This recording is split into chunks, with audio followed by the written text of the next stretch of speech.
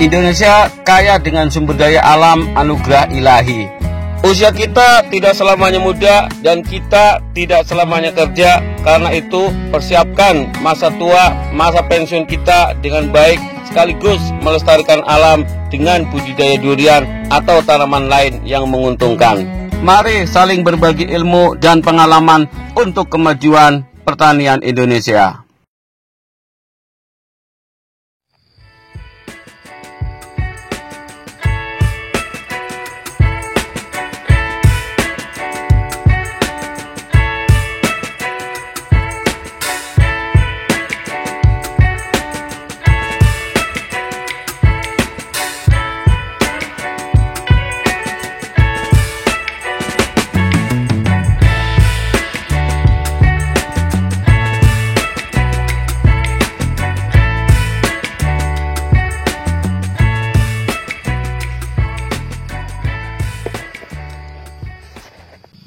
Assalamualaikum warahmatullahi wabarakatuh. Jumpa lagi di channel Durian Mas Tegal.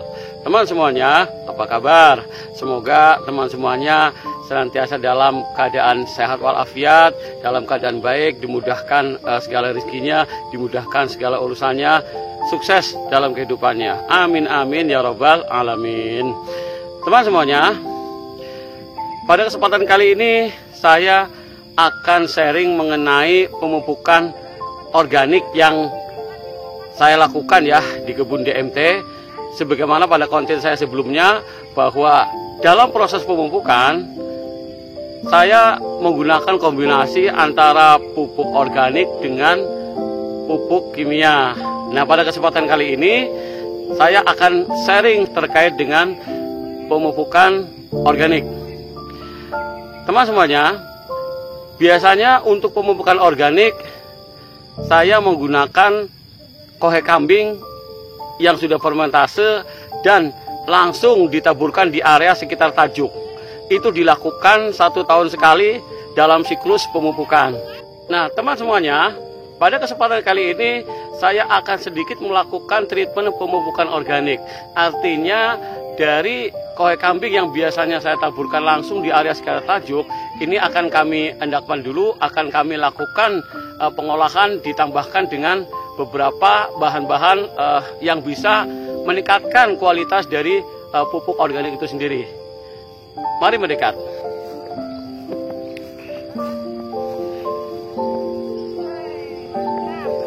Teman semuanya, ini adalah 3 bahan yang akan kami campurkan untuk membuat pupuk organik ya. Yang pertama bahan bakunya, ini yang di sebelah kiri ini ya. Ini adalah kohe kambing 1 karung, teman semuanya. Ini kohe kambing yang ya belum fermentasi, nanti kita fermentasinya langsung di ember yang besar. Nah, pertama bahan bakunya adalah kohe kambing. Kemudian yang kedua IM4 ya, teman semuanya. Kemudian yang ketiga adalah molase. Untuk penjelasan masing-masing manfaat dari kohe kambing, IM4 dan molase sebagaimana berikut. Yang pertama, kohe kambing. Kohe kambing ini merupakan bahan baku utama ya untuk proses pembuatan pupuk organik ini, teman-teman semuanya. Sebagaimana pernah saya sampaikan terkait dengan kohe kambing ini merupakan pupuk organik yang saya gunakan ya. Di sini kohe kambing ini punya sekali banyak manfaat ya teman-teman semuanya.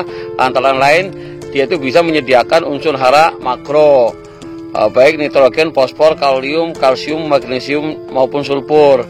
Dan dia juga mengandung unsur hara mikro ya seperti zinc, tembaga, mangan dan besi. Yang kedua, kohe kambing dapat meningkatkan rasio organik pada tanah yang sangat dibutuhkan oleh tanaman.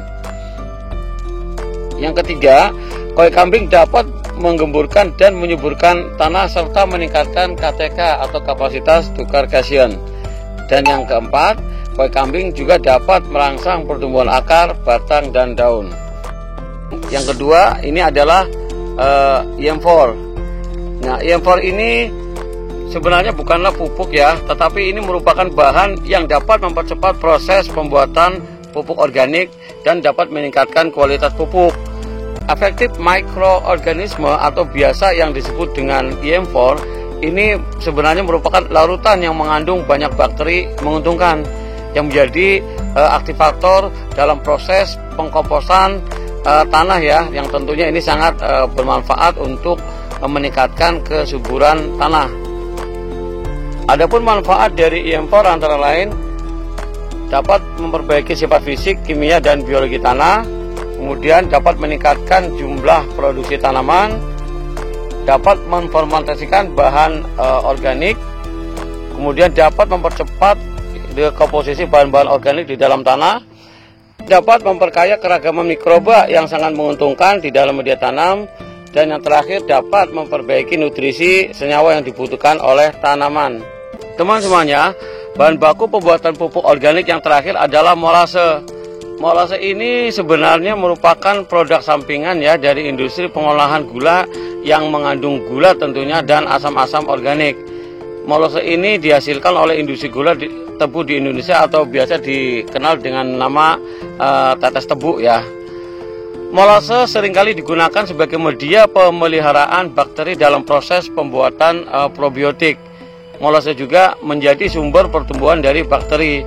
Ada beberapa manfaat molase khususnya di bidang pertanian, antara lain yang pertama, molase dapat digunakan sebagai penyedia unsur hara untuk tanaman. Selain itu, molase ini juga mampu meningkatkan populasi dari mikroorganisme yang tentunya berguna untuk melakukan penyuburan tanah ya. Yang kedua, molase dapat membantu memperbaiki kandungan nitrogen tanaman yang pastinya ditujukan untuk meningkatkan proses pertumbuhannya. Tanaman ini menggunakan nitrogen untuk menghasilkan zat warna hijau daun atau dalam hal ini klorofil yang berperan bagi tanaman untuk proses fotosintesis tanaman agar berjalan dengan baik. Semuanya, untuk cara pembuatannya, yang pertama isikan air ya dalam ember yang besar ya. Oke, kemudian yang berikutnya masukkan kohe kambing 1 karung ke dalam air. Selanjutnya masukkan EM4 kira-kira 1/4 dari botol aqua yang 600 ml ya. Kemudian masukkan molase juga sama 1/4 botol aqua yang 600 ml. Kita aduk-aduk ya teman-teman semuanya. Lakukan pengadukan secara merata ya. Terakhir tutup rapat-rapat ya dengan ujungnya dilakban ya teman-teman semuanya. Dilakban secara melingkar ya.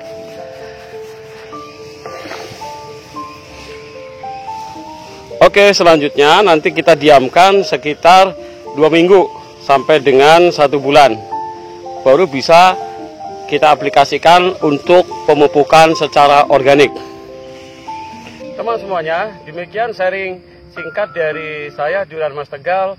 Semoga bisa memberi manfaat untuk semuanya untuk kemajuan pertanian Indonesia. Assalamualaikum warahmatullahi wabarakatuh.